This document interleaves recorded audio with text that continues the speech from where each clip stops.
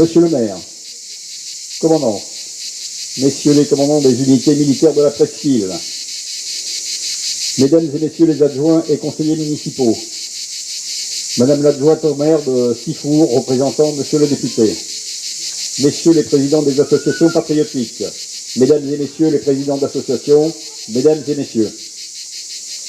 Nous sommes réunis en ce jour du 14 juillet pour célébrer notre fête nationale. Le 14 juillet 1789, le peuple de Paris prend des armes aux Invalides, puis se dirige vers la Bastille.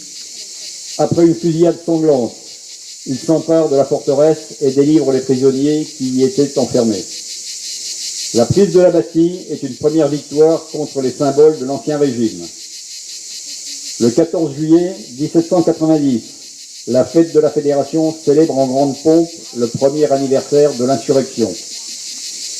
Par la suite, la commémoration du 14 juillet 1789 est abandonnée jusqu'à ce que la Troisième République, notamment Léon Gambetta, cherche à célébrer les fondements du régime. Sur proposition du député de la Seine, Benjamin Raspail, la loi du 6 juillet 1880 fait du 14 juillet la fête nationale de la République. Cette loi, modèle de concision et de clarté, stipule dans son article unique: la République adopte le 14 juillet comme jour de fête nationale annuelle. L'accent est mis dès le début sur le caractère patriotique et militaire de la manifestation, afin de témoigner du redressement de la France après la défaite de 1870, qui, je le rappelle, s'est soldée par la perte de l'Alsace et d'une grande partie de la Lorraine. Ainsi, depuis 135 ans, avec bien sûr des périodes d'austérité en raison des deux guerres mondiales, nous rendons hommage aux armées françaises qui, au quotidien, sont au service de la France et des Français. Les hommes et les femmes qui servent au sein de nos armées ont fait le choix d'une vie exigeante. Ils ont accepté les contraintes et les risques qui font la grandeur de leur métier. Depuis de nombreuses années, nos soldats sont déployés sur divers théâtres d'opérations extérieures. Ils participent aussi, depuis fort longtemps et de manière plus soutenue depuis quelques mois, aux opérations de lutte contre le terrorisme dans et autour les lieux publics en métropole. Nous sommes là également pour nous recueillir devant le monument mort, afin de rendre hommage à toutes celles et tous ceux qui payèrent de leur vie le prix de notre liberté. Honneur aux militaires des armées françaises. Après la cérémonie des couleurs, nous écouterons l'allocution de monsieur le maire. Des gerbes seront déposées au pied du monument mort, puis nous observerons une minute de silence à la mémoire des combattants et des victimes des conflits pour la liberté.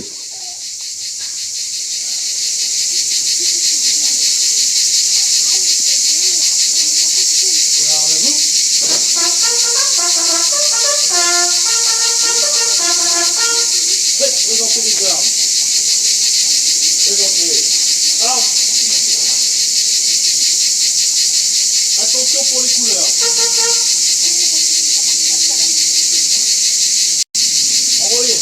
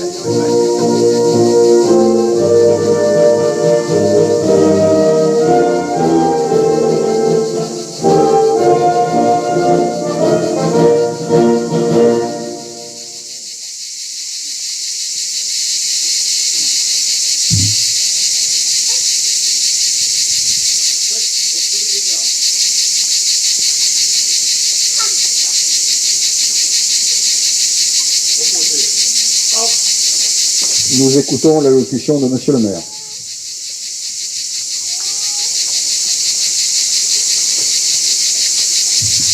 Commandant, ici le commandant d'unité militaire de la presqu'île, mesdames et messieurs les adjoints et conseillers municipaux, madame la représentante de monsieur le député, mesdames et messieurs les présidents d'associations, et si vous permettez à tous, chers amis. Permettez-moi une nouvelle fois, au début de mon propos, de vous redire mon plaisir de vous retrouver en ce 14 juillet 2015 auprès de notre monument aux morts. Célébrer chaque année le 14 juillet, c'est en effet d'abord célébrer un moment fort de notre histoire. C'est aussi mettre à l'honneur la République, notre République. C'est enfin rappeler que la nation française a fait, depuis de la Troisième République, de cette date, sa fête nationale, une fête dont nous sommes tous fiers et que nous célébrons avec ferveur, y compris à l'heure de la construction européenne. Au-delà du contenu même de cette journée du 14 juillet 1789 et au-delà de ses conséquences, le 14 juillet 1789 est le symbole d'une nouvelle manière d'intervention du peuple dans le déroulement de son histoire. C'est un peuple sujet qui devient alors un peuple acteur. Certes, ce ne fut pas encore la démocratie, ni le 14 juillet 1789, ni d'ailleurs le lendemain. Et pour la première fois, le peuple, par un acte symbolique, intervient de manière autonome dans le cours des événements. En ce sens, le 14 juillet 1789 est la première de ces dates symboles lors desquelles le peuple modifia le cours de son histoire. Le 14 juillet 1789, c'est bien le peuple qui entre en scène, et en ce 14 juillet 2015, il serait bon qu'il se le rappelle et que peut-être il en tire des leçons pour l'avenir. Oui, mes chers concitoyens, le 14 juillet, c'est la fête de la République. Cette République qui est un peu comme l'air que l'on respire, quelque chose dont on se rend compte que lorsqu'elle disparaît ou lorsqu'elle se raréfie. En ces temps que nous vivons et qui résonnent d'intégrisme, d'intolérance, de violence et d'excès de langage, célébrer notre 14 juillet doit être aussi l'occasion de nous souvenir que nous disposons avec la République et la démocratie d'un bien d'autant plus précieux qu'il reste rare dans le monde. C'est un bien qui mérite que l'on se batte pour lui, pour le préserver, pour l'enrichir, pour l'enraciner, le conforter au quotidien, pour ne pas le dégrader.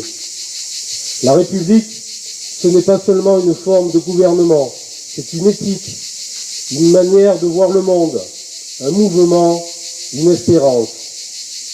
C'est la volonté de faire en sorte que les règles de la vie en commun soient élaborées par l'ensemble de ceux auxquels elles s'appliquent. C'est l'exigence de l'égalité, du respect des différences et de leur dépassement. Pour nous, Français, la nation est indissolublement liée à la République.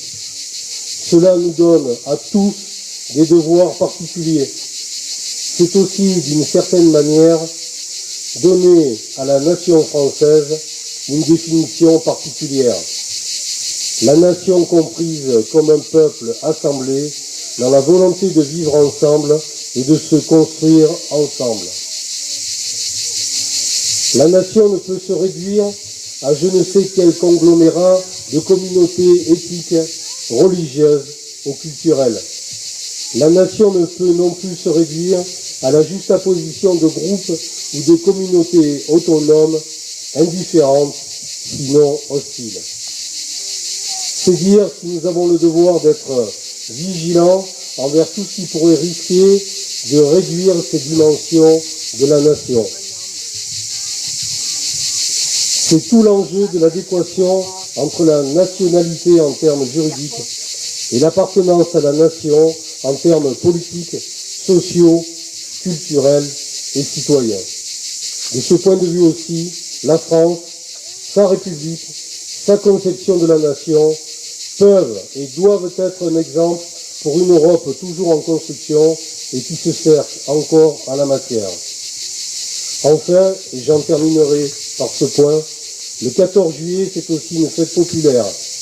Oui, une grande fête populaire, dans le sens le plus riche et le plus respectable du mot, qui rassemble pour partager des moments de plaisir, de joie et d'émotion.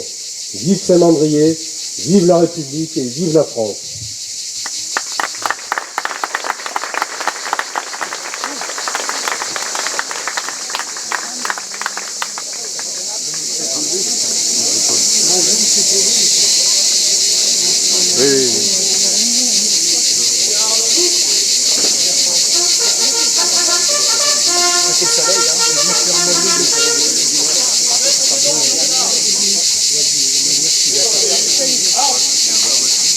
Nous allons procéder au dépôt de germes.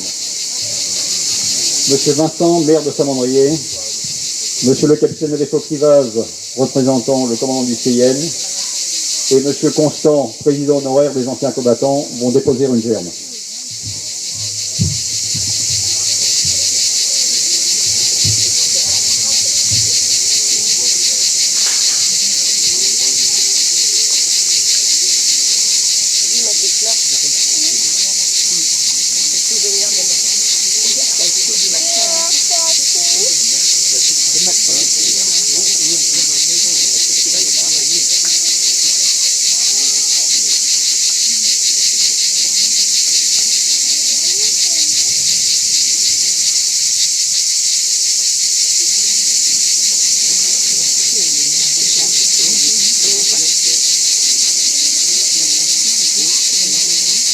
Madame Antonini, adjointe au maire de Sifour, représentant Monsieur le député, et Monsieur Marin, adjoint au maire de Saint-Mandrier, vont déposer une germe.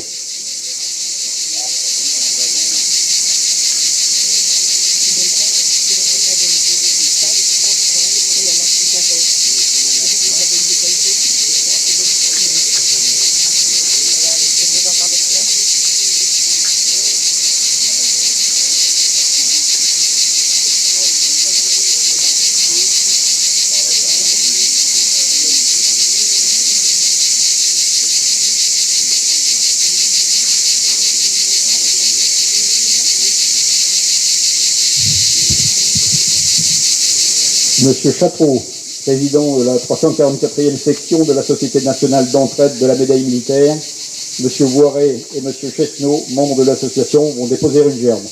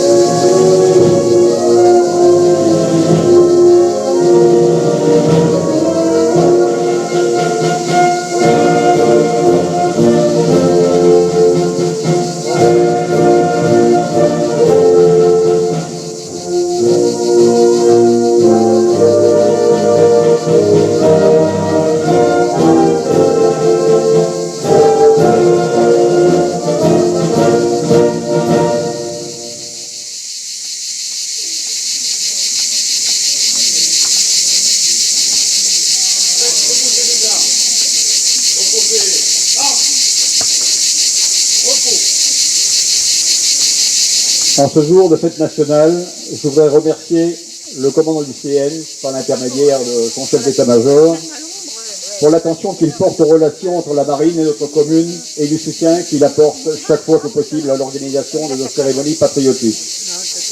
Mes remerciements s'adressent aussi aux marins du piquet d'honneur et aux clairons, anciens de la musique des équipages de la flotte, sans qui nos cérémonies patriotiques n'auraient pas le lustre que beaucoup de communes nous envient. Cette année encore, nous avons le plaisir de compter dans nos rangs les cadres et les stagiaires de la préparation militaire supérieure Mestrance du CIN. Merci aux enseignants et aux élèves des écoles élémentaires de Lorey-du-Bois et Louis Clément, ainsi qu'aux professeurs d'histoire et géographie et aux collégiens pour leur participation à certaines de nos cérémonies. Merci enfin aux Mondréens et Mondréennes, ainsi qu'aux vacanciers venus encore nombreux cette année. Les autorités vont maintenant remercier les porte-drapeaux, le piquet d'honneur et le clairon.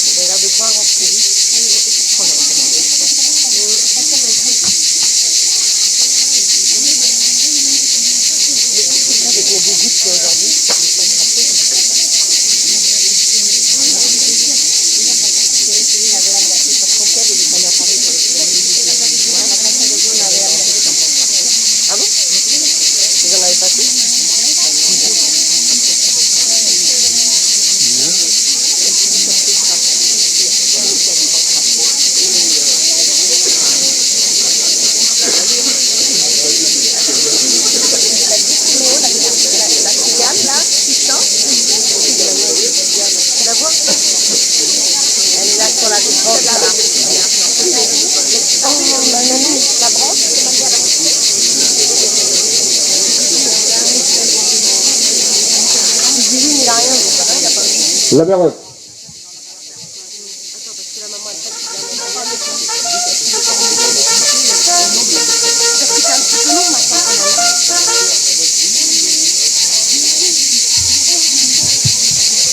Une petite communication avant de rompre les rangs.